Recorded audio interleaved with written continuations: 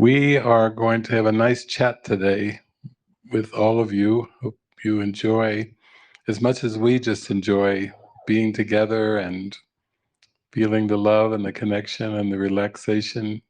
And Joni has been a Course in Miracles student for quite a few years and actually came down to a mystery school and just dove in. We were coming initially for a couple of weeks, and then... Well, I figured it was an easy out. If I got scared, I could leave. You could leave. Just plan for 2, and then you stayed for 6. Oh, I knew I was staying for 6 because my plane reservation was for 6. Okay. But I was playing, Yeah. You just give yourself a little out card Totally. just in case. I did. Yeah. Well, that's so beautiful because I think what we're talking about today, I think Eric put the title up, but actually we're just talking about authenticity. We're talking about, really connecting and from a deep place with what you feel, and then being open to open further, because it's a very deep journey. And with Jesus leading the way, that's our standard. That's our way shower. So I feel that with your heart, you just have this. It's a sure thing. Yeah, you're like saying, Jesus, you show the way. And then that's why we're here talking right now, because of that. So I thought we just could talk. You can just share maybe some of your impressions or insights. This was a walk of trust for you. It really is. It really, really is. I guess I found the Course, or the Course found me. I don't know which it was, in 1989. And so I was working at an eating disorder unit in a hospital. And one of my colleagues said, "Oh, I'm going to go to Course in Miracles meeting." And I thought, my ears really perked up because I didn't hear of it before. And I thought this would be good. So I found my people. I found a great study group and became a member of that for many, many, many years. We read the Course, we studied it, we discussed it, all the usual stuff. And then we started going up to Roscoe because Ken and Gloria Wapnick, were doing academies almost every weekend or every other weekend up there. They were very busy. And it was wonderful. I mean, I loved the Course. I loved to study it. I loved the academies that Ken did. They were wonderful. And it was a hotbed of new thinking, and people were coming from all over the States, all over Canada. They were even starting to come in from Europe. And so we went as often as we could go. And so until, and studied and, did all of those things. I was a copious note taker. I don't even know how many notebooks full of things I've written down. Everything that I heard went on that page. I must have, over all of those years, gone through at least 4 course books because they were all dog-eared and marked up and all that stuff. And at some point, Ken and Gloria moved the foundation out to Temecula, California. And I'm not sure exactly when that was, probably, 2005 or 6 or something. And so, I dutifully got on a plane and I flew out to Temecula for many years until Ken became very ill and then he passed away. So out of the 33 years that I've been a student of this wonderful Course, 28 of them were intellectualized, truly. I loved the Course. I studied hard. But I never made that connection of love with Jesus. Today it's absolutely mind-boggling that I didn't, but I didn't. And so, it just went on for a long time. So 28 of those years, I was just in my head, pretty much. And so it must have been around 2018.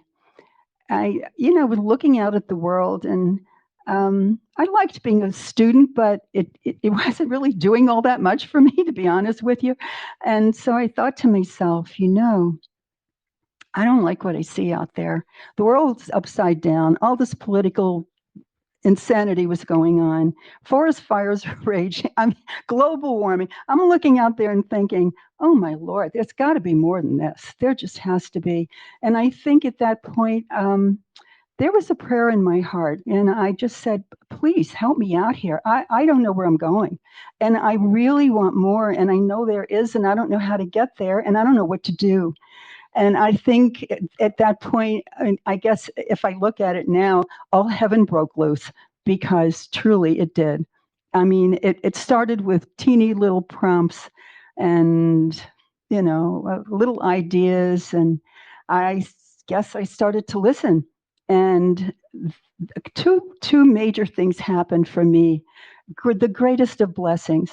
And the first was I was in a friend's home, and on the bookshelf, I saw he had a little book, not a little book, it's pretty thick, and it was called Autobiography of a Yogi. And that was the autobiography of Paramahansaji Yogananda. And something said to me, pick up that book, and I did. I went straight to the library. I had to renew it 3 times because it's so thick. And I read it very carefully, and you could see this beautiful master. You could see he had a heart that just didn't quit. And so I thought to myself, you pay attention here. And I heard 3 things from Yogananda that he taught me.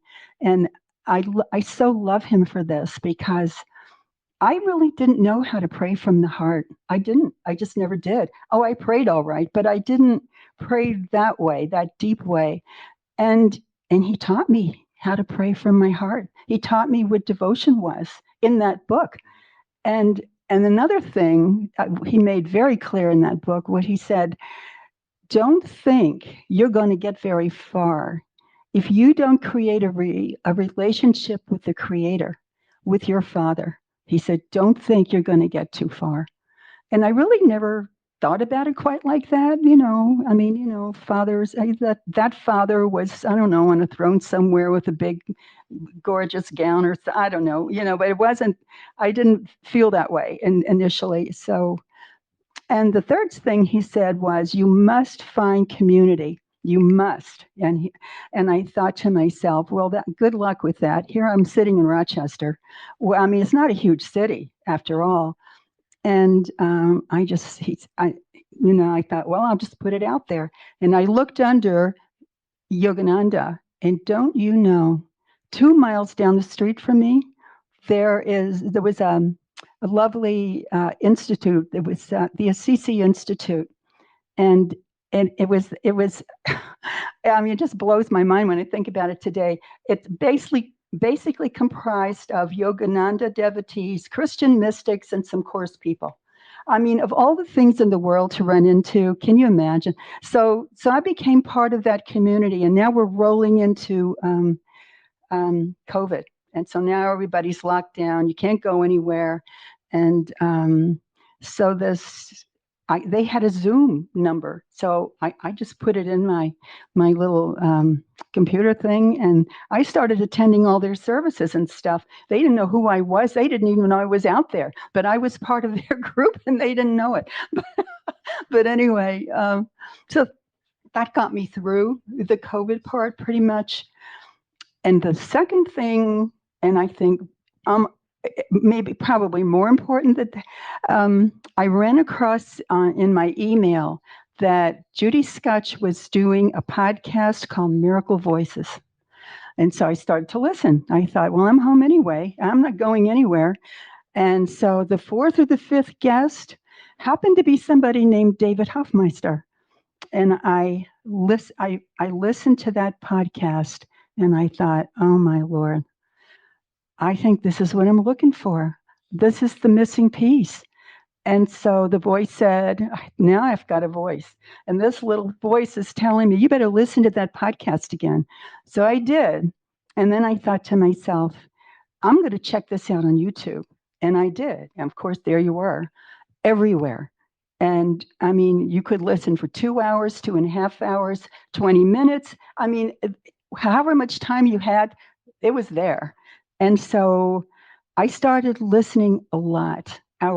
just hours, and taking it in and taking it in and getting a whole other perspective on the Course. I mean, like, oh my, I didn't know any of this. I had no idea that's what I was really supposed to be doing, listening and following. I had no idea. I had no idea that I wasn't supposed to be people pleasing and having all these private thoughts, which of course I did.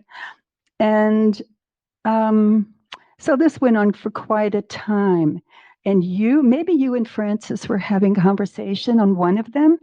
And I heard you mentioned a monastery. And I thought, are you kidding me? Since when does Course in Miracles have monastery? And I thought, you should check, that voice said, you should check that out. So I did. I checked that out. And there were two of them. One was in Utah and the other one is in Mexico. And I'm thinking, I'm not going to Mexico. I'm never doing that. So I find out, well, nothing's happening in Utah. If you want to do something, you have to go to Mexico. So then I start to read about tabula rasa and, mystery school. And I'm thinking, mystery school? Oh my, I don't know about this. I don't know about this. And so it might have been about a week later, I was looking in I just went out for my mail, and there's this great big yellow postcard. Some company was advertising something, and in big black letters it said, "You are chosen." And I thought, you got to be kidding me. That's the ridiculous. Again, I remember you telling stories about billboards and all this stuff, So I thought to myself, oh, no, this can't be happening. And so I go back to watching more things, and I'm really reading all of the information about the mystery school. And this little voice says again, you should go. And I'm thinking to myself, really? You just want me to pick up and go somewhere for 6 weeks and I don't know anybody down there? And what am I going to be doing there? And all the rest. And so, don't you know, 3 days later, I get another postcard in my mailbox, a great big yellow postcard that says, "You are chosen." And I thought, oh, come on. Are you kidding me? So I said, okay, Jesus, I'm really trying hard here to have some faith, but you got to give me more than 2 postcards. I'm sorry. I'm not a spring chicken here. I'm 81 years old. You want me to hop on a plane and go to Mexico? I don't know. And so I said, okay, this is what I'm going to do. I mean, talk about arrogance, really. I'm going to pick up my iPhone. I had a New York Times news feed, and I said, and if I go through this whole thing and I see the word Mexico, I promise I will go. I'll do whatever you ask me to do. Well, I'm reading the first paragraph, nothing. Second paragraph has New Mexico, the state. And I'm thinking to myself, no, it's not Mexico. It's not good enough. Don't you know the third paragraph, Mexico, a whole little article about Mexico. And I just said, oh my God, I cannot believe this is happening. I'll go. I mean, if you really want me to do something here, I'm learning that I should listen. I am really going to listen here. So that was February, and mystery school started, I think, the very last day of May or something like that. And so for those 3 months, the ego worked me over on such a level. I'm telling you, there were 40,000 reasons why I should not come. You're going to get lost in the airport. Atlanta's horrible. You have to go underground and get on one of those trains, and you're going to miss your plane. You don't speak Spanish. You don't know anybody. You're too old. What are they going to do with you down there? You're 81 years old, and what are they going to do with you? And it was awful. And so I somehow or other, I crawled to the airport. I said, Jesus, please, just one more sign, just one. And so I'm in the taxi. It's about 3:30 in the morning. I had a very early flight. And don't I see on a billboard, "You're on your way." And I thought, oh my God, this just keeps happening. So I came down here. And of course, it was wonderful. And I got to meet an amazing staff and wonderful peers. And awesome interns, and we really bonded. Lisa called us the 12 apostles because there were 12 of us, and we really we worked hard, we cried hard, we laughed hard, all of it. And there were a couple of things that I ran into down here that created such a deep pathway for me to Jesus that um, it still knocks me out. And one of them was the Urantia book. Never heard of it, and turns out Urantia was the history of the Earth, the planet Earth. And I skipped all the hard part. It's an enormous book, but there's a whole section in the back, about 1,500 pages, just about Jesus. And it was actually kind of like a blow-by-blow description of what he did when he was here, who he talked to, I don't know, conversations, everything you ever wanted to know. If you could sit down and talk to him, you would have asked him all this stuff. And so I started to read it. I started it here. And of course, it was so big, I couldn't finish it. But I did get the book, and I read it all the way. I finished it, and I read it when I was home. And what happened for me when I read that book, David, was that Jesus walked out of those pages, and he walked right into my heart, because I didn't know that you could love like that. I just didn't know you could. And so, yeah, so that was pretty profound.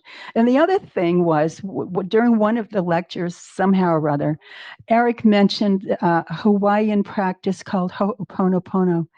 I never heard of that either. And so I went home, and I was telling my brother and sister about it. And my sister went somewhere and got a little booklet, and she sent it to me. And there's also wonderful music on, I don't know, YouTube or wherever, with the Ho'oponopono song, wonderful music. And so I used to sit on my bed, cross-legged, and I would turn the music on. And there's only 4 sentences in that sweet little practice. And one was, please forgive me, I'm sorry, thank you, and I love you. That was it.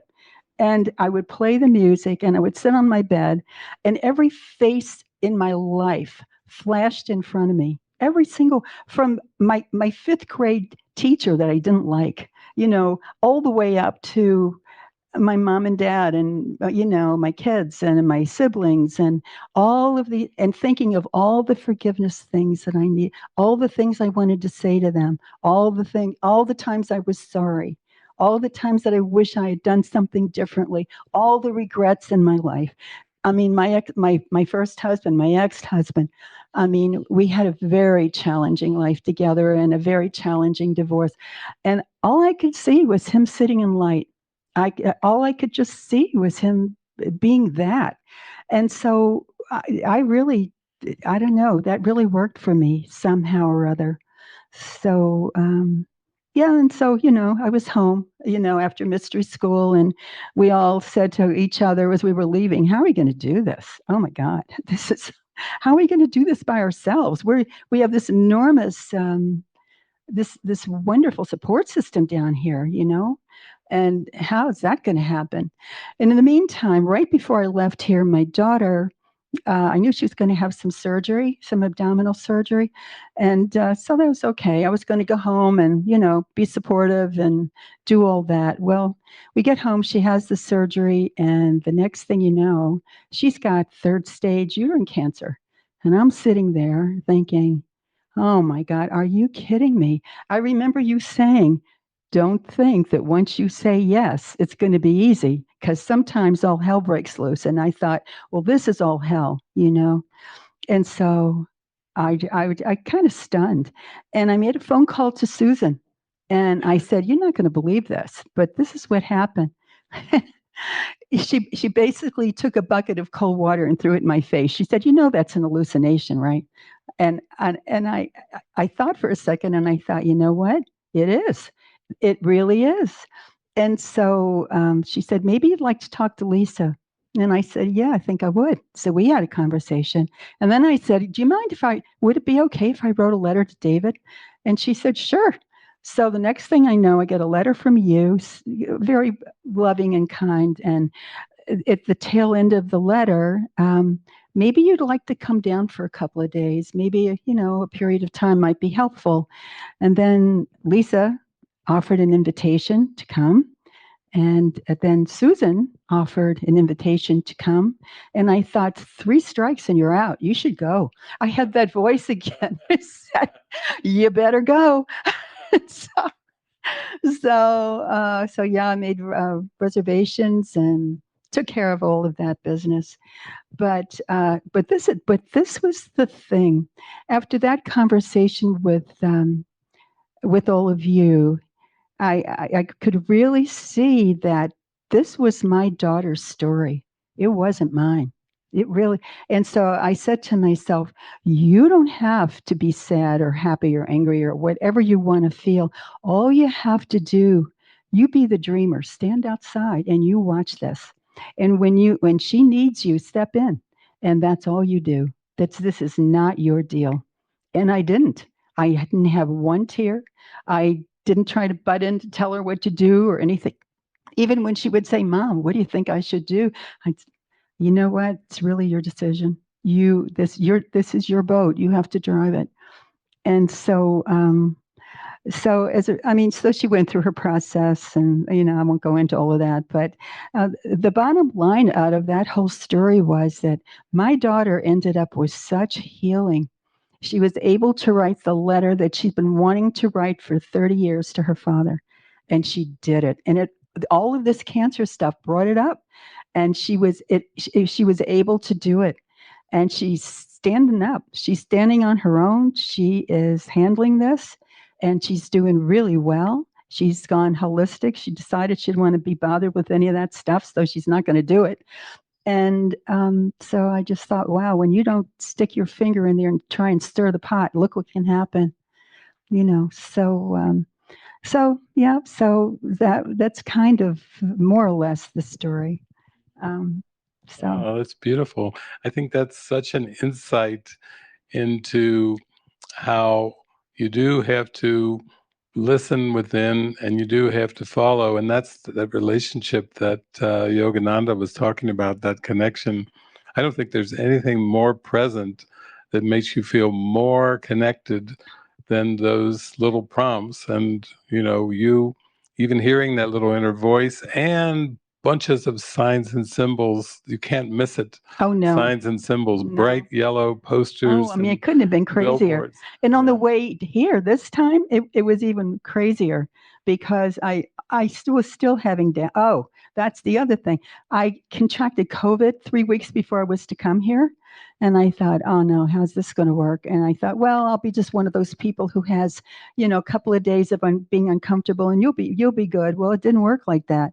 The first week I was dragging, and the second week it leaves you with this little crazy cough that doesn't want to go away. And I thought, oh my God, how am I going to go down there? And my friends are saying to me, oh, I don't know about this. I don't think you should go. All the doubt thoughts, here they come.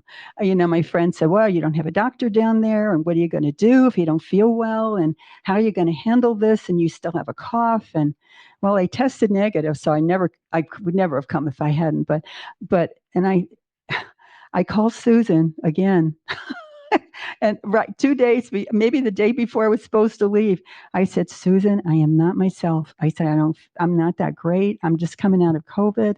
I don't know if I should come. I don't know what to do here. And she's so funny. She said, you should come.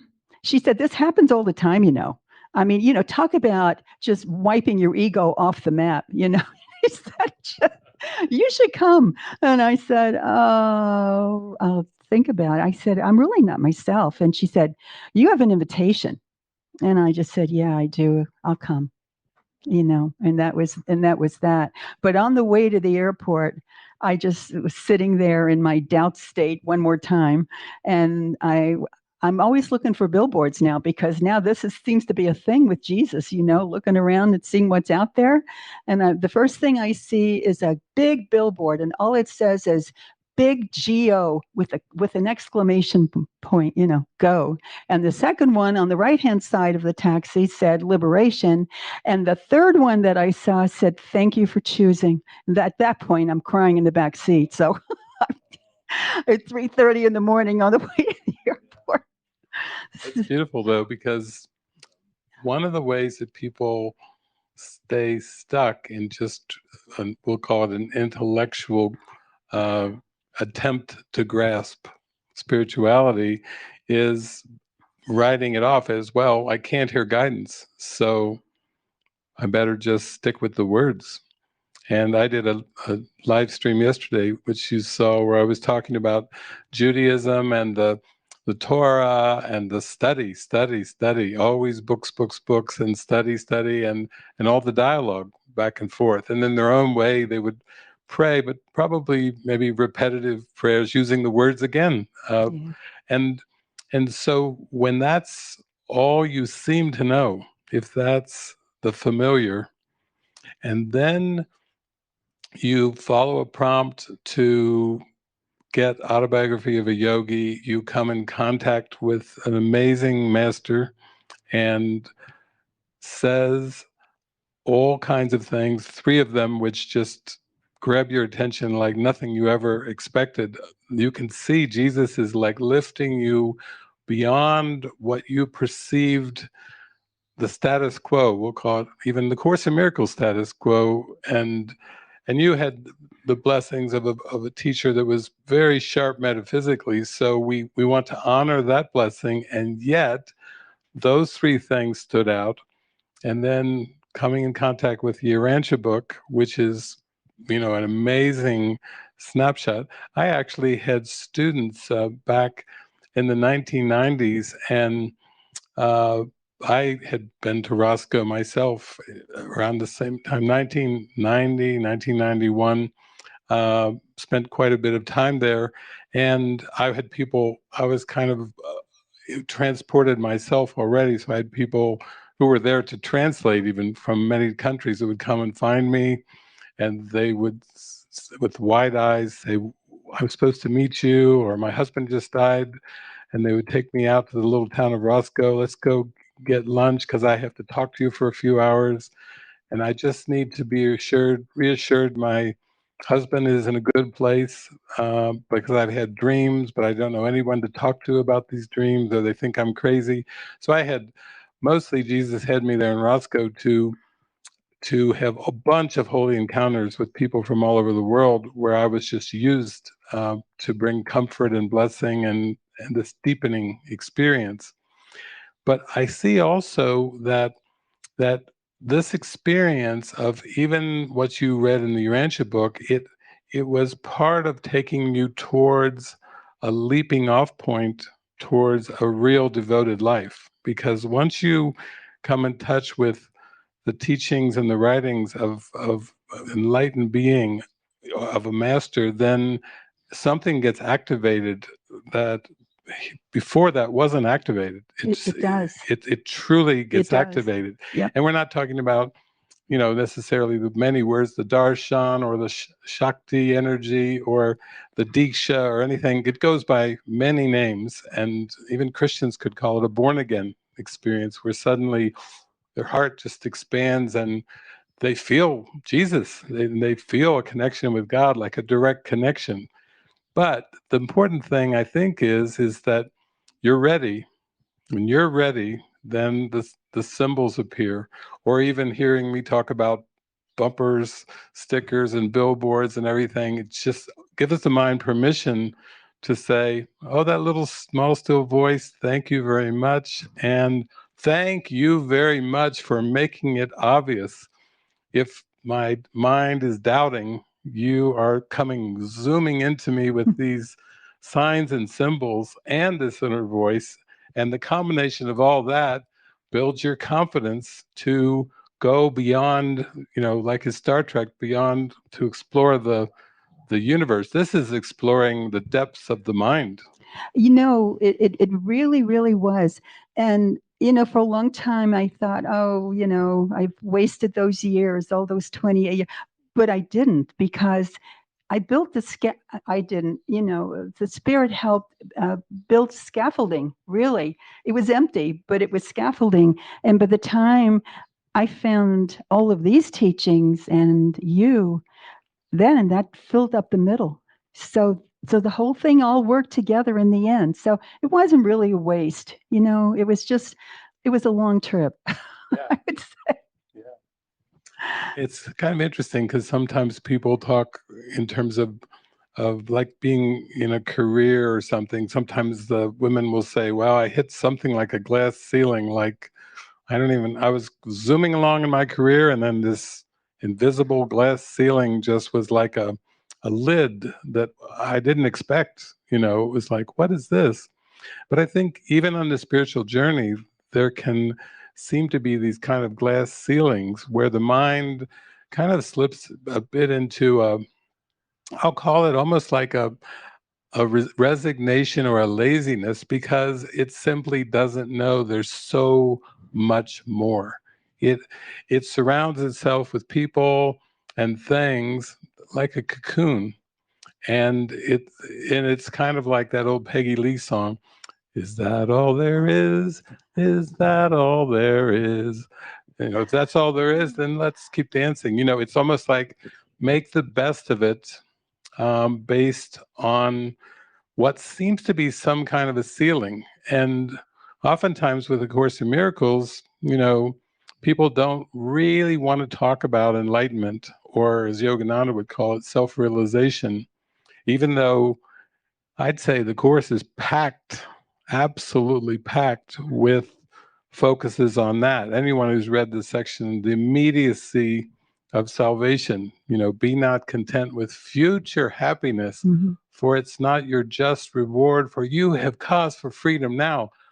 That's an amazing sentence. If anybody glosses over that and starts just looking at a lifetime of uncovering the ego, a lifetime of struggle, of fear, of doubt, and if the unveiling of the unconscious mind, which of course we know we can thank like Carl Jung and many psychologists and psychotherapists and many spiritualities that point out, don't take the unconscious mind lightly.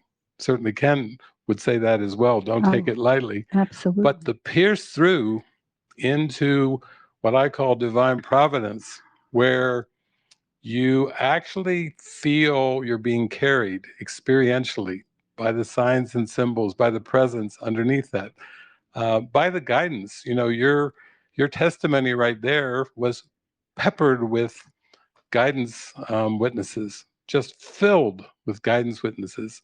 Here I was, here's what I saw, here's what I did. I had the fear, I had the doubt, then this appeared, I called so and so, and this. Then my daughter's diagnosed with third stage cancer. Well, I can't. And COVID, I can't. I'm not myself with COVID, but still, the underlying premise is you are being guided, and it's showing itself. Even though there can be resistance at times, the guidance is still appearing. And when it comes down to that, when you even put it to the test and say, okay, I'm going to look through this thing and it has to have Mexico in there.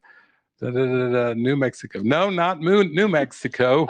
I said it has to have Mexico in there. And then boom, Mexico. Oh, but see, then you follow. And to me, that's part of the listen, follow, that I think when it's spirituality just becomes about the scripture or the study of it or the uh, trying to. I mean, I heard that for many, many years, where I would go and do these many hundreds, thousands of gatherings, and then people would say, I would share something, they would say, I get that intellectually, but, and I would say, well, the but contradicts the get that. If I said, I get that, but, then it's basically saying I don't get that. Why we have to have the but at the end. So you've kind of now, almost just without your knowing the how, just with maybe the deep burning passion to know God getting activated in these ways, it's taken off. For years, reading the Course, I mean, listen, some of it's not so easy to read in the first place with all the double negatives and the iambic, pentameter and all the rest of it. I mean, it's not an easy course to read in the first place. But now when I read those pages, oh, I mean, Jesus just walks right in. He's there, right there. And I just couldn't do it before. I just couldn't get myself to that place. And as an amazing master teacher, um, and you as well, that both of you, as you and Ken are, I mean, I still didn't get it. I still couldn't grasp it. So what a grace, what a gift. I just, it makes my heart so happy that I finally get this, that what are you really doing here? You have to do this work. You're not going anywhere if you don't do this work. You can't.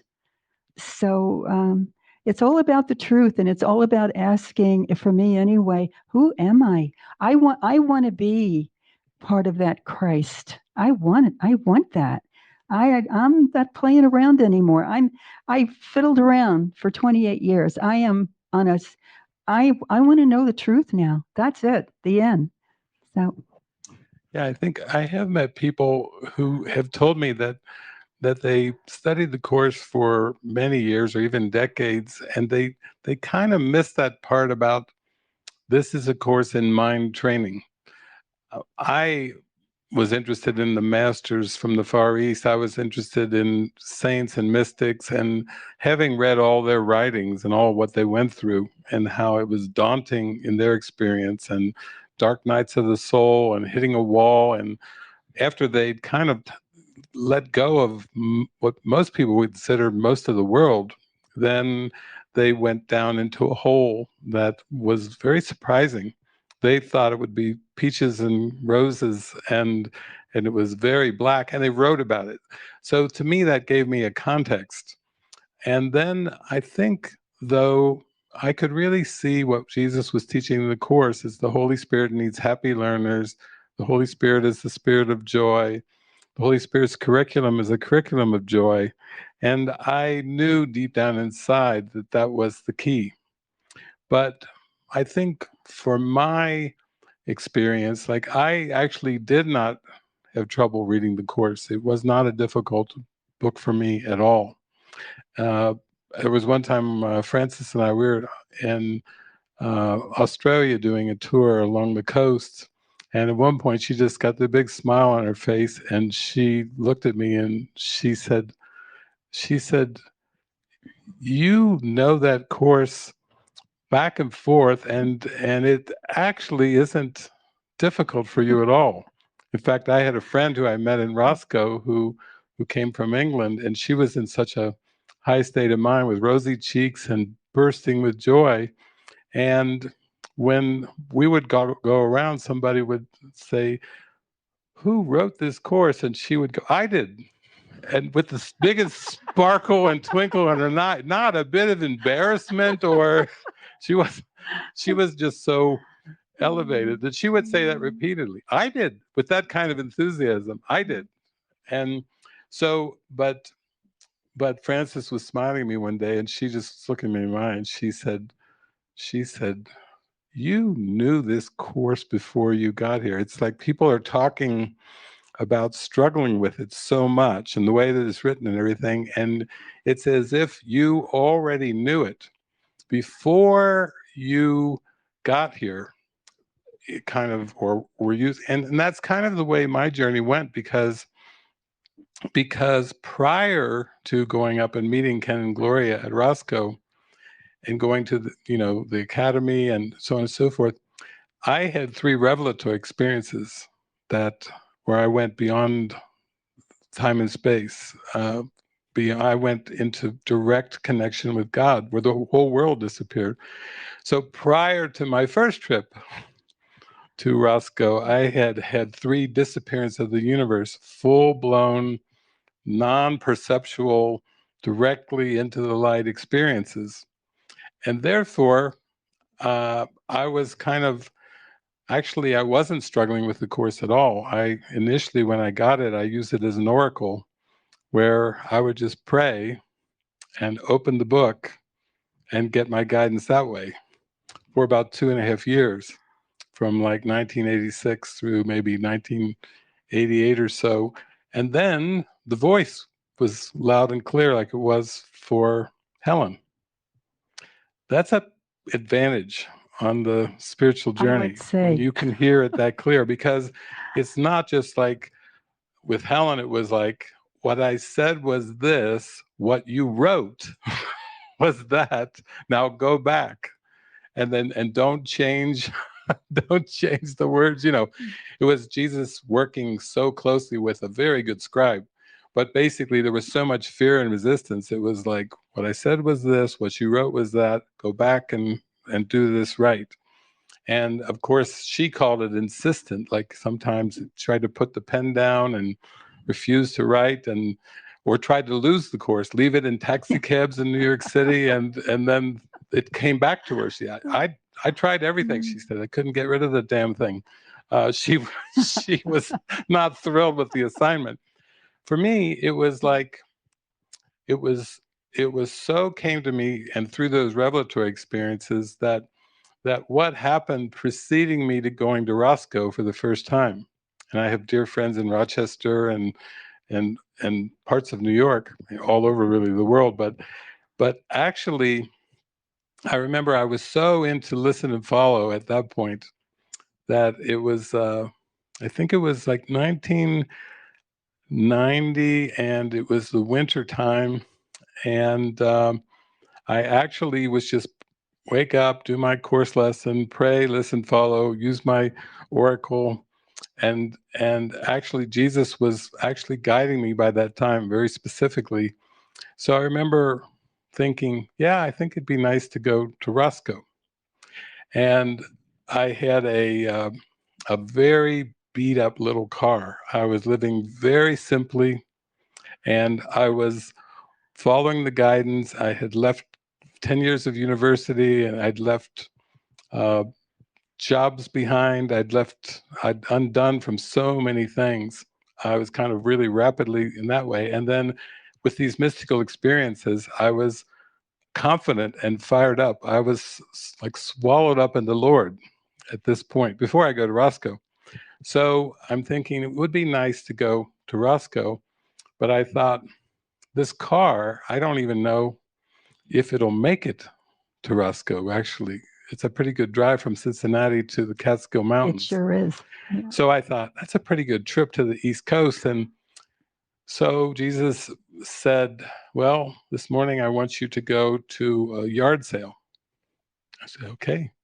So I had actually at that time, it was a Volkswagen Rabbit that was quite old and quite worn down. And actually the bottom of the passenger seat, the floor had rotted and rusted.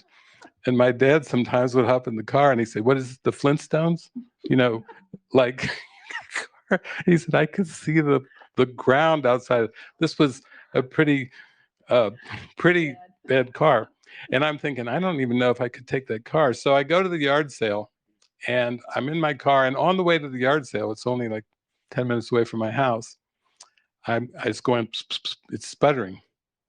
And I'm like, yep, this car is there. And then it sputtered and sputtered, and then it died right in front of the house where the yard sale was. And I mean, it went off, and it wouldn't. God, this is how Jesus is. This is before going to Roscoe. So I go there, I get out, and I go, and it's a yard sale, and I walk in the back, and the whole family is there. It's father, mother, and like 5 kids, and every one of them, the father, mother, and all the grown children, were hosting the yard sale. They saw me, and I would go up to them, and they go, I know you. And then the next one would tell them, we know him. We know him. Where do we know him from? They all swore they knew me, but none of them could tell from where. And I thought, because I'm just at this point, I'm thinking, what a recognition. I'm going to a yard sale. All 5 people, including the parents, know me, but they don't know me. So I strike up very friendly, happy, talking. I spend a while there. I'm just enjoying the Holy Encounters, which is really the only reason I go anywhere, is for the Holy Encounters. And then finally, as I'm getting ready to leave, I just say, well, I'm going to go out. I hope my car starts, because I think it died in front of your on your right in the road right before you, in front of your house. And they said, oh, our son, hey. And they called the son, you're selling a car, aren't you? And they said, yeah, I got a car I'm selling in the garage sale. And I said, so I go back. He says, come on back, let's take a look at it. It was a Chevy Chevette. It was a pretty old car. And he said, I'm selling it because I have to get rid of it. My parents want it out of the garage, and it needs a starter. It won't even start, but it needs a starter. But it runs. It's a good car, except it needs a starter. So I start praying, and I'm like, got to be kidding. I'm at a yard sale to get a car. And they all go, yeah, your car doesn't work.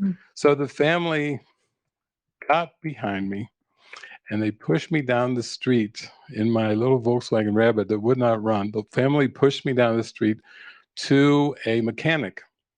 And they said, hey, his mechanic we know, here's David.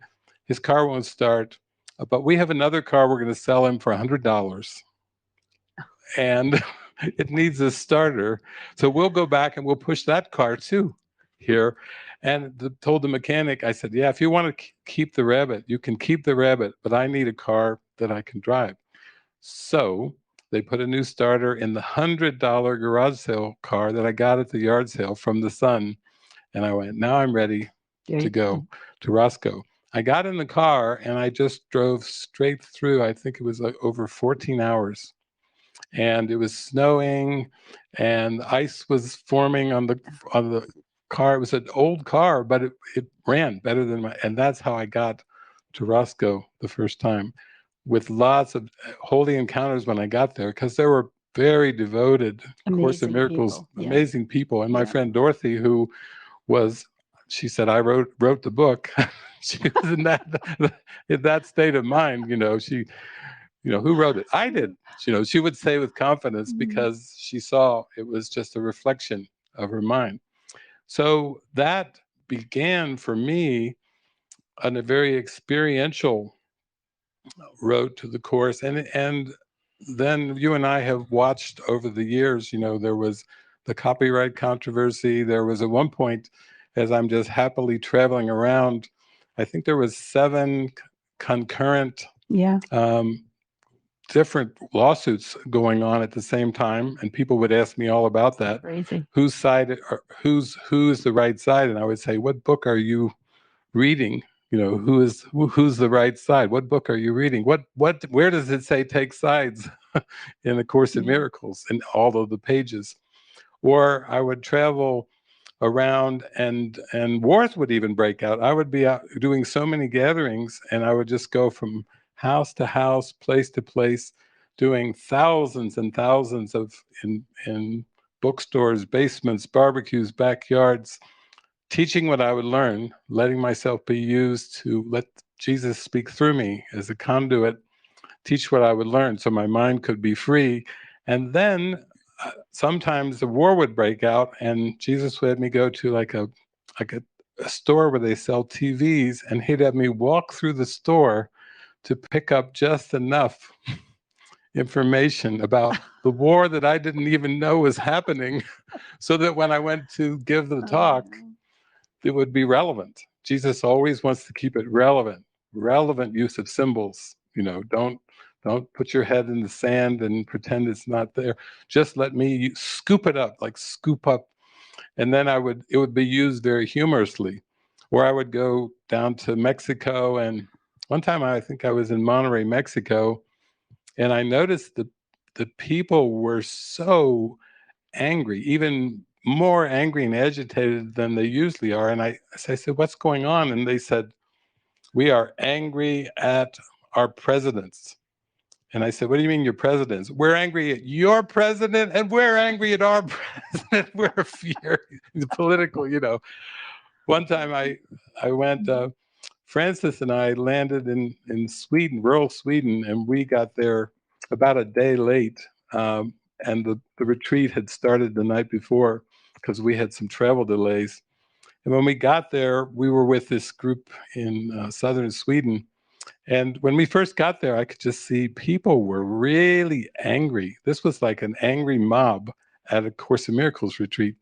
So we were like, "Hi, how you doing?" We greet everybody. Turns out they had hired a chef to do all the cooking for the thing. And the chef was one of these microbiotic thing and prepared all the meals from this framework of really a kind of a go green chef. And they didn't, where's our cheese? How are we supposed to make our cheese sandwiches? And where is this? And, and they were furious before we even got there, they were raging at the chef for the food that was being provided. And then we spent the whole time going into the teachings. One time we were teaching, I think, in Aarhus, and a friend hosted us kind of in a it was like a factory district of Aarhus, and right across the street from the loft where we were doing it, was a slaughterhouse. So they were slaughtering animals right across the street. And every time we would go out, because it was a factory district, to go eat or whatever, everyone in the workshop had to walk past the slaughterhouse and see the sights and smell the things. And whoa, that all came up. So it's been like diving into practical application. And then you going to the mystery school, that's kind of an offshoot of these. I used to do these 4 and 6 month retreats. 6 weeks, no, 4 to 6 weeks. I'm thinking 6 months. I think, well, people who live here would say that's how it feels now. I've been here, seems like forever. How many months have I lost track? But what it would do is we became so good at realizing people were coming to undo the self-concept, that the only way we make space for the vibrant holy instant is to, through a process of safety and security and trust, slowly dismantling, letting the Holy Spirit dismantle the mind from these self-concepts. And it sounds to me like even your 6 weeks with the mystery school kind of took you to a place, and after that call to Susan, that cold water call, that was a big aspect of starting to realize that everyone in the flock is on their journey. Everyone in the flock of birds, will say, has their own story, and that you just need to keep an eye on what's going on with you. That's where the rubber meets the road. And it sounds like you've that has been done that. So helpful. I learned that here. Stay on your side of the street. You don't have to go poking around in everybody else's emotions and everything else. Don't get caught up in that stuff, because it's a big distraction, and you'll never be able to focus on what you're here to do. And so, boy, and if it hadn't been for going to mystery school first, I don't know if that would have happened, honestly. I mean, I think it was just part of the plan. Go here, learn this, go home, practice. And it totally works. I could tell you, it really works. And I felt so free, and I could love my daughter through all that ugly stuff. And I didn't faze me. I still can't believe it, but it really didn't. And I'm sure she felt so loved, because I wasn't putting my 2 cents into everything she was trying to do, that it propelled her into a place where she wouldn't have gone if I hadn't, just stepped back and let her do what she needed to do. So it's contagious, this stuff. It really is. Yeah. I think it too, you have to go beyond what seems to be familiar to keep being lifted up into this state of, I do not know what anything is for. Nothing I see means anything, but I need help. I need guidance. So there's a lot of non-dual paths that don't really even bring in the idea of guidance. It's very much focused on silence.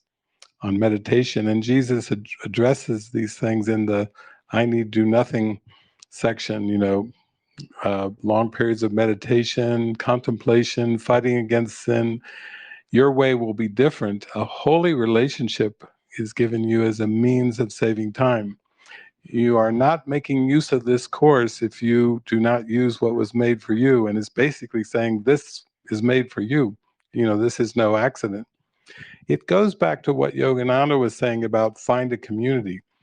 I think in the industrialized Western world, which is very much into the intellect and kind of even in Europe went off into there is no God, all kinds of things, speculating, and we'll call it empiricism, materialism, Newtonian science, which none of that really takes you to the heart of God.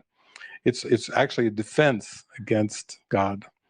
And what I find with Yogananda saying to you, find your community, is that he understood before he passed away, he understood the mechanism of how that mirroring and that reflecting helps you get in touch with what has been so denied from awareness.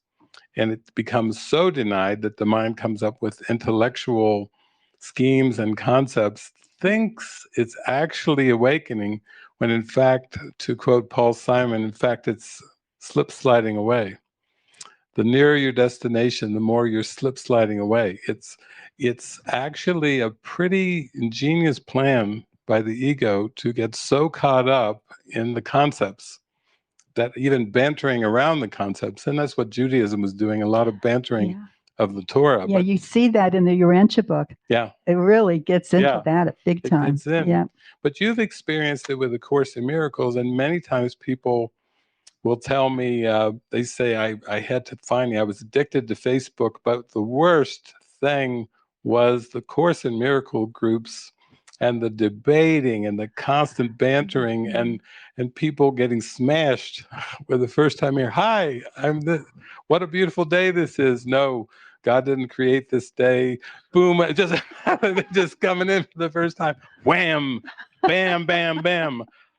So I have people that say, and they said, well, what was worse was trying to comment on the post, and then wham, they comment, they get their fingers sliced off. It's and they were wondering, where is the love you said was mine, all mine? That's one aspect of it. Another aspect of it is this idea that there's something wrong with communities. I think a lot of times people think of communities, they think of ashrams, they think of India, they think of masters, and they're horrified because of the sense of autonomy, individual freedom, individual rights. There's a big, strong ego attachment to all that. And then it's just label and dismiss. Like, well, this is a self-study pathway to God. This doesn't involve masters. This doesn't involve teachers. Of course, everything is a reflection of the mind, but a lot of label and dismiss goes on. Yeah. But I think it's like Jesus knows the prayer of the heart. When we're ready, it's just like it gets dropped in front of us, like Autobiography of a Yogi. Oh, no question. After all those years of studying the Course, there it just drops in out of nowhere. Where just did that drops in. Yeah. And I think that's important too, because it's not that we have to latch on. Actually in the introduction, it says free will does not mean you can establish the curriculum. It means you can only decide what you want to take at a given time. And then back in the Manual for Teachers, he says you can't even choose the form of the curriculum. That's a mind-boggling thing, because the individuals like to think, well, I'm going to be a Buddhist or a Hindu, Course in Miracles, I'm going to be, Zoroastrian, I'm going to do something, but that takes so much humbleness to start to realize that I just need to be open to the guidance, and that even the form of my pathway is part of a prearranged plan, that the script is written, and it wasn't a personal I that was I'm going to go this way, and I'm through with this. I'm through with the Catholics. I'm through with, it's not like that at all. It's actually just staying wide open and praying every day. What do you have for me? Yeah. Where would you have me go? What would you have me do? And that's, I think, where you ignite into the actual That's the only experience. prayer. Yeah, that's That's the it prayer. in a nutshell. I remember years ago, Ken used to say all the time, he said, the ego is foolproof, but it's not God proof. And so, it'll give you a run for your money. You better respect it, but no match, no match at all. And even once Jesus uses a word like the ego is ingenious, but you start to realize that if you really pray sincerely and you really are open to the guidance and you just follow the guidance moment by moment that is given you, there's a simplicity to that. And it actually turns more and more, I think, into an ease. Like you start to relax into it. Like it's not, my life is not my own. I don't have to figure out the future. Uh, Trust is showing me that everything that happened, there were no mistakes. Just the ego perception, taking something personally, like in the four agreements. That one four agreement always jumps up, like, oh yeah, that's the only issue. And then in the end, even with the topic of guidance, I think it has to be lifted up from this idea that the guidance is somehow to make a better personal you in the future, uh, a better you in the future, still a person. And then you start to discover, wow, all of the guidance I've ever received is taking me to the present moment. It's taking me to this instant. And like children, when they're sparkly and they lose track of time and space, and mom and dad, they're so into the glee. It's amazing.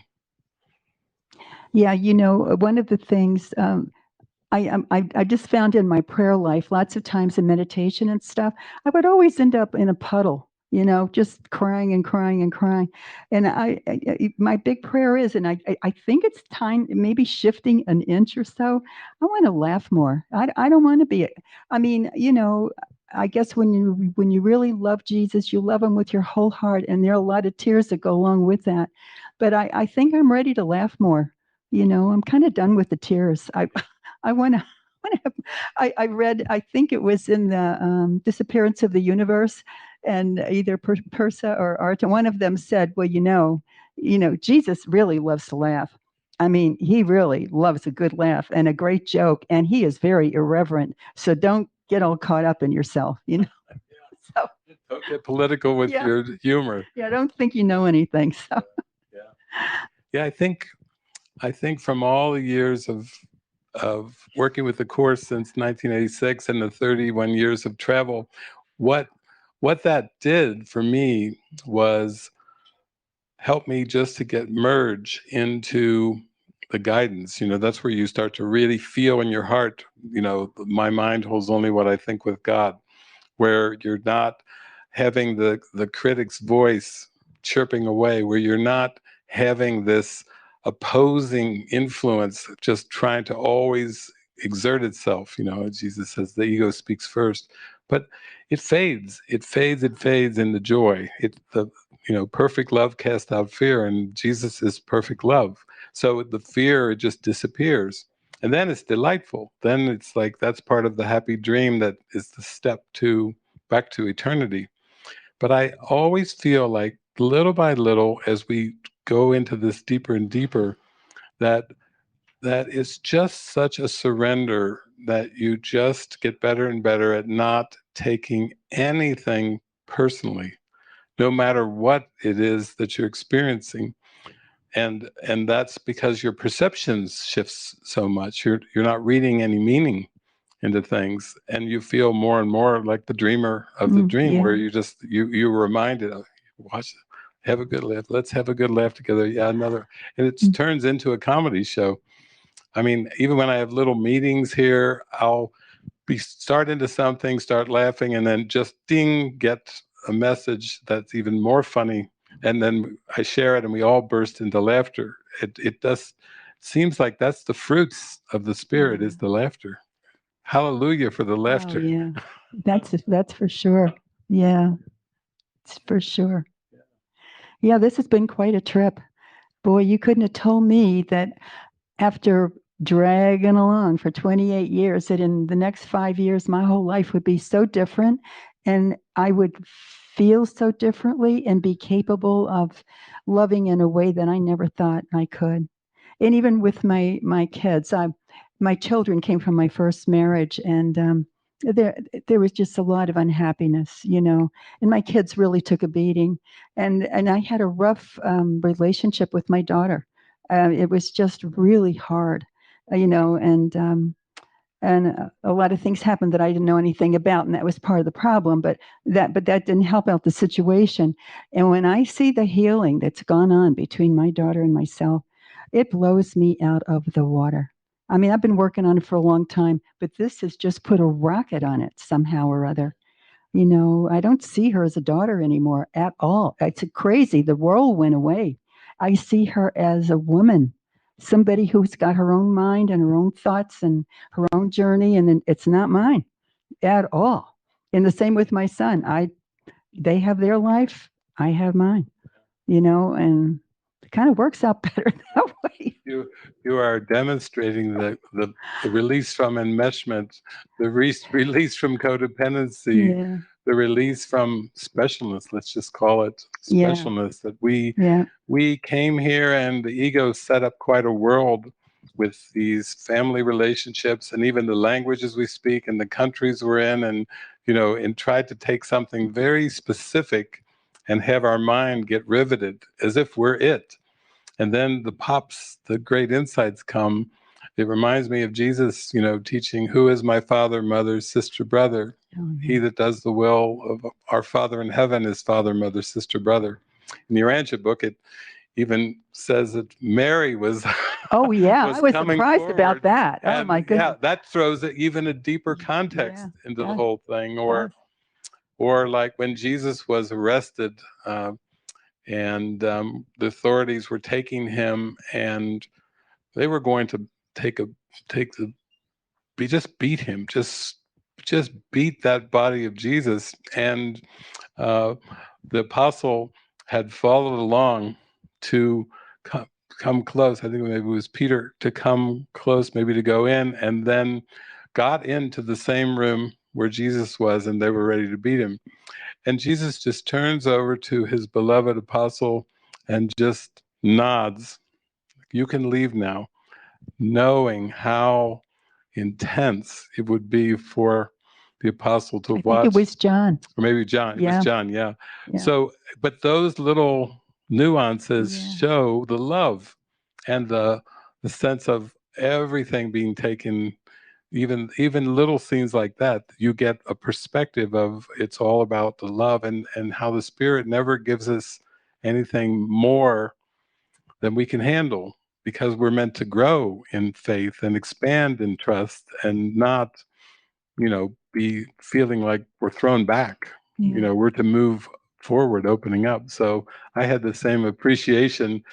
But actually, when I had those students back in the 1990s that were saying, well, the course is great, David, but it's a lot of it is just way over our heads. It's not practical, irrelevant at all.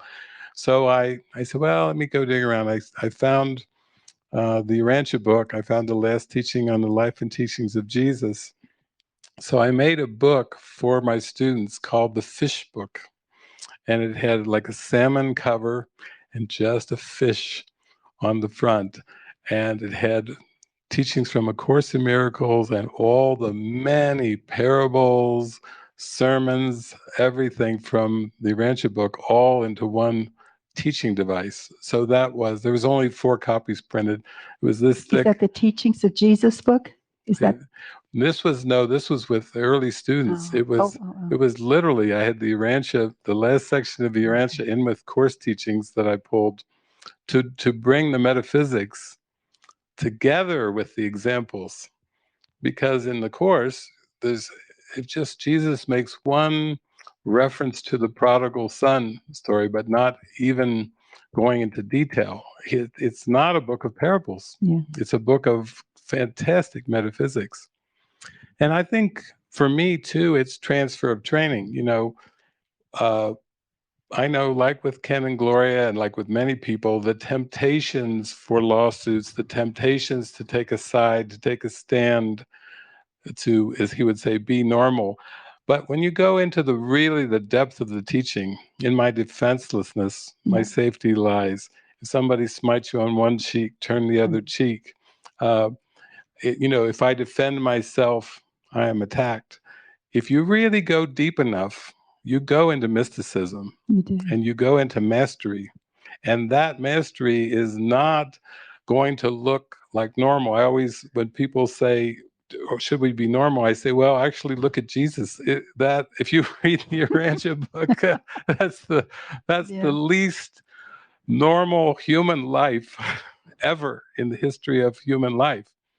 So what you have to do is you have to take it so deep but at the beginning, I got so into divine providence, because when you're just traveling all over the country to 49 states, and then you start to travel around the world to 44 countries, it's really out of your hands.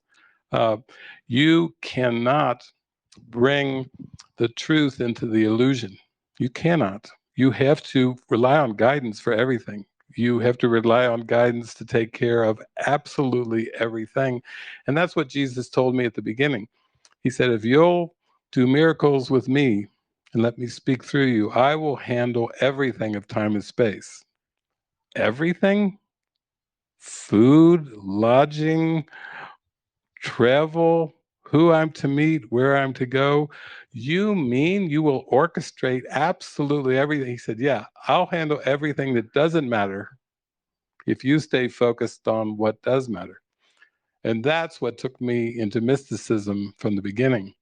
That's why I wasn't tempted by taking a side in the copyright controversy. That's why I wasn't tempted by, I would go to the places in one trip that ended up being the ones that were fighting each other in the copyright controversy.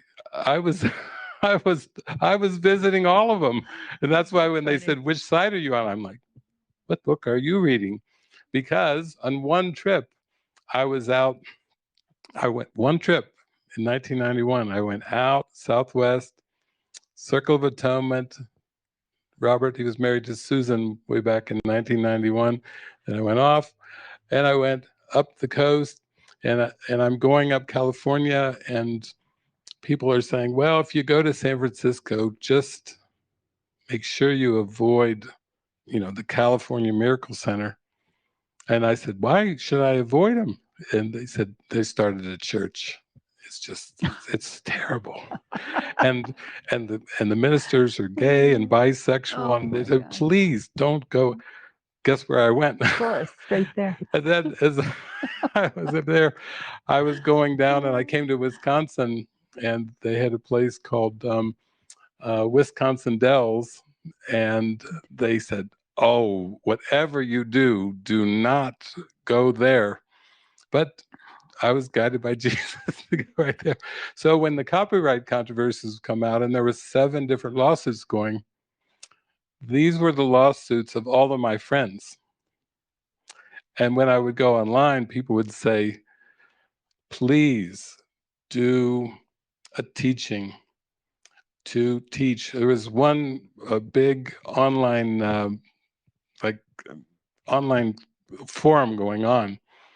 And they said, please go on and set it straight. Please, these people are crying out for help. And I said, okay, I'll go on. And they said, speak on the meaning of what a cult is. Come onto the forum and speak. Well, it was packed with, not so much with people that were following Ken, but it was packed with Marianne Williamson followers and Endeavor Academy. Mm-hmm. And so when I went and did the whole teaching on cult thinking, I would not speak on the specific. I would just say, let's talk about cult thinking and spiritual guided, Holy Spirit thinking, and let's use the whole thing for just discernment between the wrong mind and the right mind and everything. So I went through the whole thing, and at the end, everybody was coming on with comments. A lot of the people who were following Marianne said, "There, thank God David came. That proves for once and for all that you people are a cult." And all the Endeavor people came on and say, "What do you mean? It's just clearly what he said proves that we are not called." And I was just like, that's just so much a testimony to perception is selective, that you will just call forth the evidence, and how Jesus would speak in parables with, "For those that have the ears to hear, let them hear." He would just offer his graceful, deep, profound, transcendent teachings, and then take what you want from it. But you ultimately can only receive this when you go purify your heart, when you allow this purification to occur. So it's beautiful, because that's, I think, all we're here to do is to shine our light and to actually be friends with everybody. And that's why it was funny for me when I was traveling. There's 3 lawsuits going, David. What's going on? 4. No, there's 5 no, 6. No, there's 7 Course in Miracles lawsuits. This is crazy. And it's like, but how does that affect your practice? You have the Holy Spirit and Jesus in your mind. Nothing of laws of this land are going to get between you and hearing the Holy Spirit's voice. There's nothing external that can actually block you, that can stop you, that can even delay you, that can hold you back, unless you want it, unless you still have a part of you craving that specialness and whatever. So to me, what a rich time we have both walked through, you with the Course in 1989 and me in 86, and then our time with Ken. We probably were crisscrossing we along the way somewhere. We probably met up there, and we look a lot younger. When we met. You'd say that again. Now they're like, what are these 2 old geezers doing talking about the Course? We're young and vibrant, and if you add our years together, it's up over 140. Oh my God. 145 that sounds like a lot. years. That sounds like Ramtha or something. It's like, we're like the voice of Ramtha together. Yeah. And you've got your purple on and your maroon, and I've got my blue. And there you go. Yeah. David, I have a question. Yeah. That I have. I'm not sure about this. In the Eastern, religions, self-realization, all those people, for them, it's all about chakras. Energy centers. That's still form, right? So that's not spirit. Yeah, that I always, when people ask me about the chakra system, one is one, and 7 is not 1. Yeah. And then when they say, but what about the Trinity? And I say, well, that's a good one. 3. The Jesus says in the Course that the levels of the Trinity do not interfere with one another. So here he is talking about the triune, the Trinity, the Father, Son, Holy Ghost, but he's saying there's so much harmony that it's really basically appearing as 3, but actually 1. It's 1. Yeah. And even the function of a creator, creation, Christ, and a bridge, we'll call the Holy Spirit the bridge. But then he says the Holy Spirit is actually an eternal creation. So once you wake up, you don't need a voice.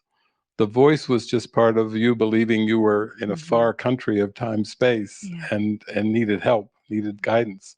Yeah. So, with the chakras, with the Kundalini energy and the spine, these are all things. A lot of times in the East, they talk a lot about like ethereal bodies, and Jesus is coming in with, I am not a body, I am free. He's saying, go for the light. So I think for me, the revelatory experiences were very, very helpful, because I had such a direct contact with abstract light that those things didn't even come to mind. I wasn't fascinated with chakras. I wasn't fascinated with Ayurveda diets or postures or poses or Kundalini energy. And of course, many people that I met were having a lot of those experiences, but that was also in their concepts of what they were raised with. Yeah. Even karma, when people say karma, like you're paying for things that you did in the past, when you really come to the Course and look at the holy instant, it's like this piercing of the veil. It's like seeing that, no, the past is not causative. The past never caused anything for us. It's a present cause called God, the Creator, and Christ, the effect of that present cause. How revolutionary that is. But I do find that in this world, even with the Course saying a holy relationship is given you as a means of saving time, the sleeping mind is still tempted to do a little mix and match. And Ken was very good at addressing, the Course is not Christian Science. The Course is not religious science. It's not this and this. I enjoyed seeing the similarities and just asking Jesus, okay, bring this home here. I want the direct experience. I'm not going to, get into a synthetic contrast thing. I want that experience. And I think it helped me traveling to so many. I was in India. I was in Delhi, and I was in different. I got to meet so many different people from so many different paths. But I kind of got in I'll call it the Jesus tractor beam. Early on, raised Christian, and then I got in with the Course. I got like really in. Then I had the revelatory experiences, and then I could just feel the connection and love, and started to be able to just let Jesus put the words in my mouth. Whether I was in a Hindu temple, whether I was in a mosque, whether I was in a Christian Science church, and so forth. To me, it was all about the love. It was all about the connection, and letting Jesus use the words to show me that connection. It wasn't about this philosophy versus that philosophy, or this or that. I actually, that's some of the things I think with Ken being raised Jewish, and then at the Abbey of Gethsemane, kind of converting to Catholicism, and then going through the Course. I could see early on when I was reading Ken's writings that he would say that, the Jesus of the Course and Jesus of the Bible, and Jesus was in my mind laughing, going, it's just me. Don't put me in this book or that book. I don't think I fit. Don't think I fit in either one of those books. I'm the Lord. I'm the way, the truth, and the life. But by the time I was going to those first lectures in Roscoe, like in my little yard sale car, I was hearing Jesus so clearly. So Ken was giving the lecture, and I was getting the talk from Jesus on Ken's lecture. You can only imagine how helpful. Oh, wow. Where it's on, where it's off. Ken got a little bit into the level confusion thing too, and basically Jesus talks very clearly in the Course about level confusion, but Ken set up a system that was a little different than what Jesus was talking about. So he was telling me, well, David, it's really simple, that if you believe that anything of time and space is causative, you've got some level confusion. Only the mind is causative. There's nothing outside the mind. And it's not a comparison between right mind, wrong mind versus eternity, or the split mind. It's actually day by day. Are you willing to practice what I'm teaching you? Are you willing to see that food is not causative? Food doesn't make you fat or lack of skinny. Are you willing to use it with climate? Are you willing to use it in relationships? Are you willing to go see everything as your mind? And you're never being influenced. Nobody ever upsets you, ever. You've never had an upsetting situation, ever. Your mind interpreted the situation in an egoic way through the filter, and that brought the upset, not... Well, that's why the mind training is so important. Yes, it is. It's the only way you're going to figure that out. Yeah. So it's almost like my friend Dorothy, when she was at Roscoe for some years, and she was in the kitchen, and and also in the garden. But she finally requested, she said, we, during the workshops and lectures, could we have speakers installed while we're preparing the food? And then Ken said, oh yeah, that's a good idea. So they could listen in. Yeah. Then everybody would be in the workshop and they would be taking notes, like lots of notes, yeah. lots of notes. And then they would put the notes down, put the pen down, and go to the kitchen to get their food. And there's Dorothy standing behind the bar where you get what you're going to get, and looking at her and taking some food and going, too salty. Then the next person, not enough salt. And Dorothy. Then Dorothy would say, I can't believe it. They take all those notes and come and judge the food. That's right. You see, it was kind of fascinating for her because she was like into practical application. And that's what you're bringing up here. The point of transfer of training is to transfer those brilliant teachings, those every day. What an amazing workbook lesson, but to transfer it to everything and everyone without exception.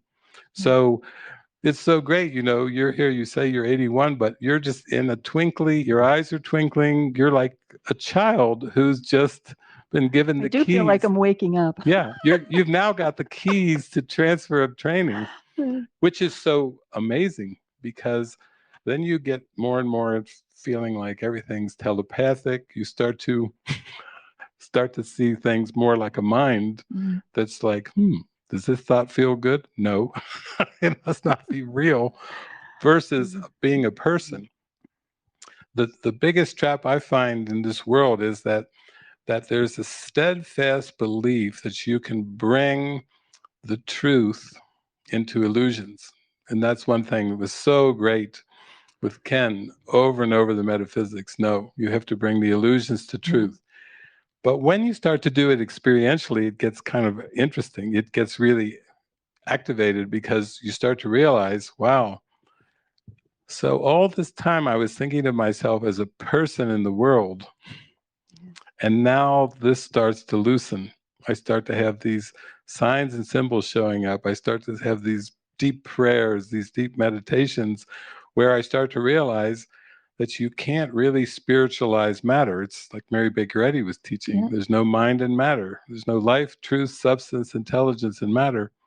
But experientially, wow, talk about a whole new world, a new fantastic point of view, like the Aladdin song I was singing yesterday. That takes us into like an exciting adventure. And I think that's what you're witnessing for me and for all of us, is that here, 28 years of thinking, I'm on my way, I'm on my way. And then suddenly, he's really on his way. What devotion, woo, whoa. Yeah. And then the steps come even to the mystery school, and all the thoughts about I'm 81 or I'm this, and how will I deal with this? And it's Mexico. My God, Jesus doesn't really want me to go to Mexico. When I first came down and did my first, retreat in Guadalajara, and some of you have heard the story, but a friend of mine, there was actually a man from Cincinnati who was supposed to set up 2 gatherings in Guadalajara, and he just forgot about the second one. So after the first one, we were like, okay, where do we go next? And he said, what? And we said, for the second retreat. And he said, whoops. So we came up to Ajijic, which is right here, and I stayed with Reverend Tim and this and that, and I was just praying, meditating. Okay, go with the flow. All right, that was great. One retreat, that's the plan.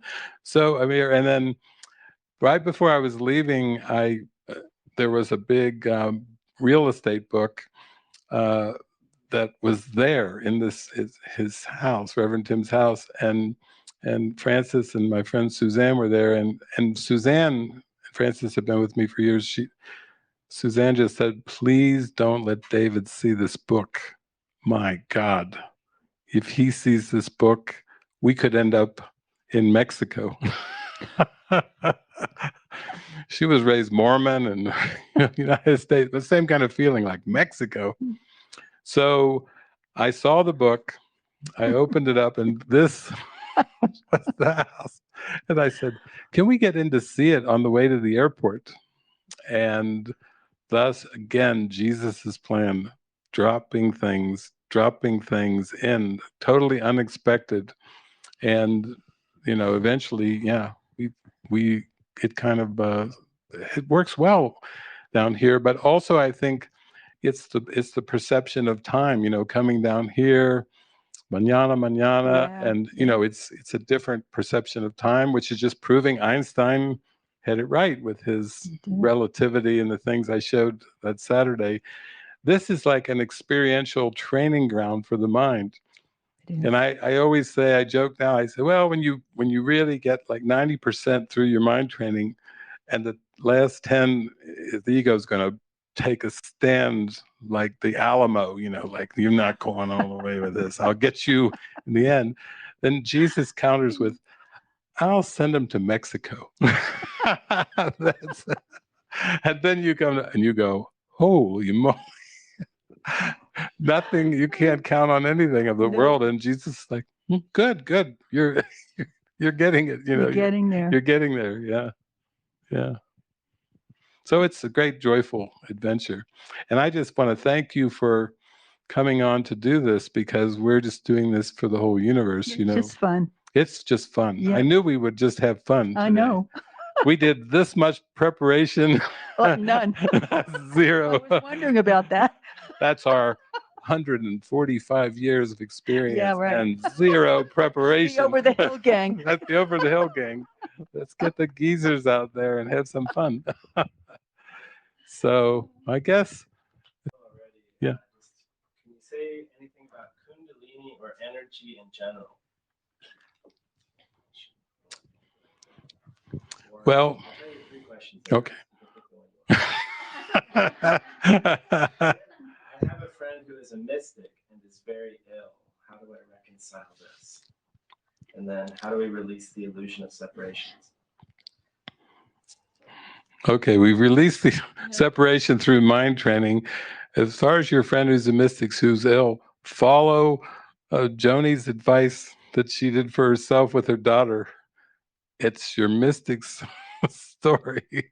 It's none of your business, actually, because sickness, as Jesus says, sickness is only the mind can seem to be sick. There's no such thing as a sick body. It's always, all illness is mental illness. That's a beautiful line from Jesus. And then the first one, what was that one? The Kundalini and energy, chakras, yeah. Well, from the ancient Indian teachings and the Vedas and everything, all the inquiries and studies, it seems to be, that's just a stepping stone idea to come back to the mind, because even energies, centers in the body that seem to be in different parts of the body and have different things, like the crown chakra, different from the base chakras and so forth.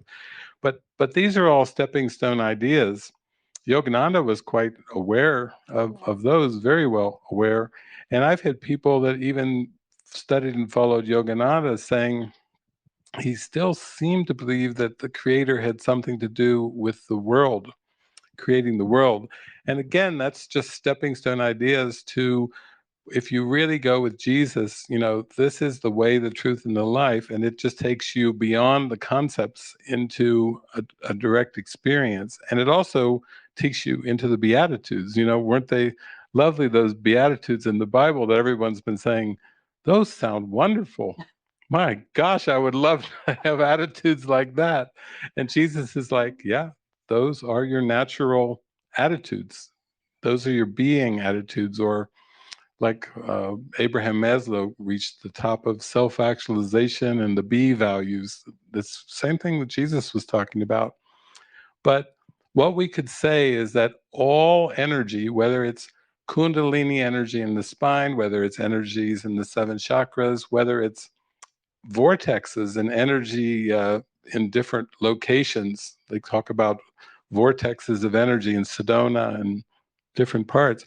All of that is part of the made-up illusion, because energy itself, if you go back to even quantum physics, they go back to the quantum field where they say everything is connected and everything is energy, but it's not talking about an energy that is of this world. Einstein would tell you that what he looked at the world, he saw that there was something called the speed of light that was constant in the cosmos. But even that is just a reflection of the consistency of the light of heaven that's beyond the cosmos. Because even the speed of light, who you are doesn't have speed, because there's no higher or low speed. You know, you can't say, well, I'm just a low speed Christ. And my partner, we have problems. She's a high speed Christ and I'm a low speed Christ. You see how funny it sounds to put high speed or low speed. But this is the talk of energy, you know. I mean, I remember going to course groups and they'd say, I was having such a great day. And then I met this person in the afternoon that was such low energy. I'm saying, so you got unhappy because you met a low energy person? Yeah, I, of course, was high energy, but they came across my path with their low energy. I said, what does that mean? Negativity. They were negative. But see, what Jesus is saying is there's no world outside your mind. If you perceive negativity, you believe it. If you perceive attack and grievances, you believe it. It's not true, but you believe it. So, you know, he says, I am responsible for what I see. I choose the feelings that I experience, and I decide upon the goal I would achieve. And everything that seems to happen to me, I ask for and receive as I have asked. Whoa, you can't be a victim if it's all your mind. There's no victimization in one. You need two. You need an inner and an outer. So to me, that's why I say the whole workbook of A Course in Miracles is to collapse the belief in inner and outer. Wouldn't that be a fun realization, that there is nothing outside of me? And that me is a beautiful mind that is the salvation of the world. The salvation of the world depends on me. I know that sometimes the very sincere Christians will read that lesson and go, well, that's only Jesus is the salvation of the world. And how can you say the salvation of the world depends on me if Jesus is the only savior? And then Jesus is in the mind saying, you're me, I'm you, we're the same one. You haven't realized it, but but you will. It's your destiny to realize that there's only one of us. And that's a deep teaching. Now, to practically live that every day, when you're on the highway and someone cuts you off, you're me. Oh, thank you. Thank you for cutting me off. Thank you for not blowing your horn or turning on your turn signal. Thank you. You know, you start with starting to throw your bubbles of blessings towards everything, because that's forgiveness, is that the atonement is the awareness that the separation never happened. And if it really never happened, then what is this grievances? What are these preferences? Do you know what I noticed? Well, a while back, that, you know, when you see something that looks horrific on TV or something, or somebody's condemned to whatever, or like Dead Men Walking, like the other day, I'm finding myself not seeing them guilty anymore. There isn't any. He didn't do anything. Yeah. You know. Yeah. That starts to turn on, and you say, "Wow, yep, nobody's guilty here. Yeah. Nobody." That's the greatest. Yeah. Because we're just to remember the innocence. And so I think it comes with trust, though. I mean, you following these signs and symbols, you know, starts to build this feeling, like really deep feeling that I'm really cared for. Yeah. Even with my preferences or even with my doubts, it doesn't seem to matter to this holy presence. It still continues to provide for me, to show me the way in pretty obvious ways. 3 signs Can you imagine? yeah, just before you came down here. Those are amazing. And it's important to share that too, because then when you share it, then I think someone says, oh my gosh, I need to pay attention to the signs. Even if I'm not hearing an inner voice, Yeah. I can pay attention to the signs. Joni's doing it, I can do it too. She looks like she's having fun. She's 81 and she's having fun watching signs, and I can do it too. You see how it builds the confidence. Yeah, that's so beautiful. Does make it fun. It does. I did say that one time. I said, why shouldn't awakening be fun? Yeah. Why do we have to hold it so darkly? And of course, you have to just acknowledge if it seems dark, then there's obviously a lesson there. But then once you kind of get into the flow of listen, follow, then if the Holy Spirit needs happy learners, that must mean that you just are a willing learner, willing to follow the guidance. Yeah, merge with the guidance. Yeah. Right before we did this, when you said we're going to do something together, of course, all the doubt, of course, it all came rushing in like, oh my God, you're going to make a fool out of yourself. You don't even know what you're talking about. Here we go, all of it. And I woke up at 4:30 in that morning. I shared it in the group the other day. And just these icy fingers of fear, that everybody's experienced that. And like somebody squeezing your heart. And I heard that voice say, you don't have to listen to that. You don't have to listen. Don't run. Don't run. And I thought to myself, yeah, I don't have to listen to that. I'm not going to run. You shifted gears real quick. 4 a.m. But it was good to know you could shift gears. Yeah. It's good to know you don't have to believe that. Yeah. So. Yeah. Anyway. Yeah, this 2-week visit down here, and it's a beautiful testimony how we grow stronger in the truth, how our faith expands, how our trust expands, and how that's the most important thing. It was never about the specifics. I really like that part where after the whole bringing the course in that Helen did, and then the whole publication thing and years and years, that before Helen passed, Jesus just really told her heart to heart, it really wasn't about the course. I love you.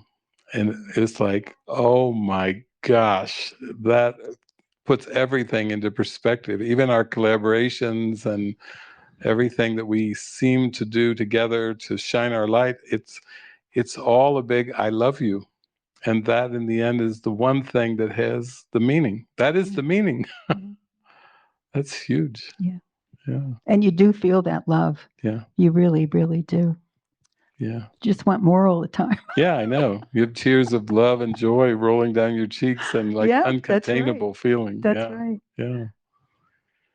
Okay. Well, thank you everyone for joining us, and such an honor to be here with all of you. And I always liked that when I would travel around to meet people who had been into spirituality even for a long time. I would just be there like a sponge, just sitting at the kitchen table, having a cup of coffee, just smiling and thinking, thank you, God. This is saving me thousands of years. This person has walked through. Now I don't have to walk through it. I have a nice lunch with them, and then I just Alpha and the Omega are together. Okay. Thank you all.